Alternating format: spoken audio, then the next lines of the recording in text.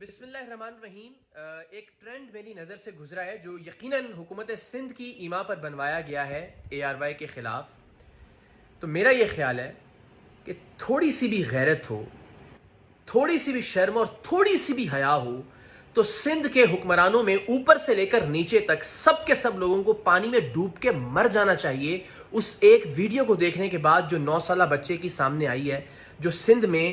کتے کے کاٹنے سے ہائیڈروفوبیا کا شکار ہوا اور پھر الٹیمیٹلی موت کے منہ میں چلا گیا، اس کی ویڈیو اگر دیکھیں تو کوئی بھی غیرت مند شخص ایک لمحے کو بھی زندہ رہنے کی کوشش نہیں کرے گا جس سے اللہ نے کوئی اختیار دیا ہو، بجائے اس کے کہ ڈھٹائی سے، بے حیائی سے اور بے غیرتی سے آپ ان لوگوں پر الزام لگانا شروع کر دیں جو تنقید کر رہے ہیں۔ کسی شہر میں چلے جائیں، سندھ میں کسی نگری میں چلے جائیں، کسی بستی کا رخ کر لیں، کسی اسپتال کے اندر چلے جائیں، کوئی ڈسپینسری دیکھ لیں، کوئی اسکول دیکھ لیں، کیا کیا ہے پچھلے کچھ برسوں میں حکومت سندھ نے، اور جہاں موقع ملا وہاں الٹا بیڑا غرق کیا۔ کراچی کی مثال لے لیں، لاک ڈاؤن کے نام پر جو بھیانک سیاست کھیلی گئی، شروع میں ہمیں بھی لگتا تھا کہ بہت اچھا کام کر رہی ہے، ہم نے اپریشیٹ بھی کیا، ٹویٹر کا ریکارڈ موجود ہے، آپ جا کے دیکھ سکتے ہیں کہ سندھ حکومت کی تمام ایفرٹس کو اپریشیٹ کیا، لیکن ایسے غیر منطقی، ایسے مجہول، ایسے فضول فیصلے کیے گئے، اور اب تو اس میں سازش کی بو آتی ہے، اس لیے کہ سندھ میں کہ کراچی کی حد تک آپ کا کوئی سٹیک نہیں ہے، یہاں کی قومیت الگ ہے، یہاں کا ووٹ بینک الگ ہے، آپ نے دبا کے رگڑا دیا، یہاں کے لوگوں کو ذلیل و رسوا کیا،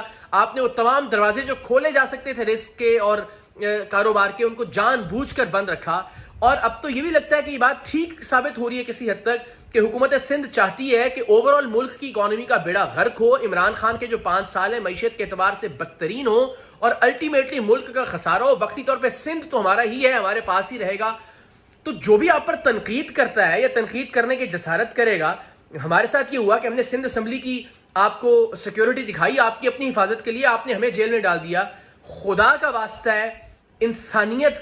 کے ساتھ ذرا سوچنا شروع کریں، تھوڑی سی شرم پیدا کرنے کی کوشش کریں اور لوگوں کا سوچنا شروع کریں، اپنے محلات سے باہر نکلیں، اپنی عیش و عشرت سے باہر نکلیں، بیان بازی سے باہر نکلیں اور لوگوں کی مشکلات کا احساس کرنا شروع کریں، تب آپ کو اندازہ ہوگا کہ آپ پر ہونے والی تنقید بالکل ٹھیک ہے۔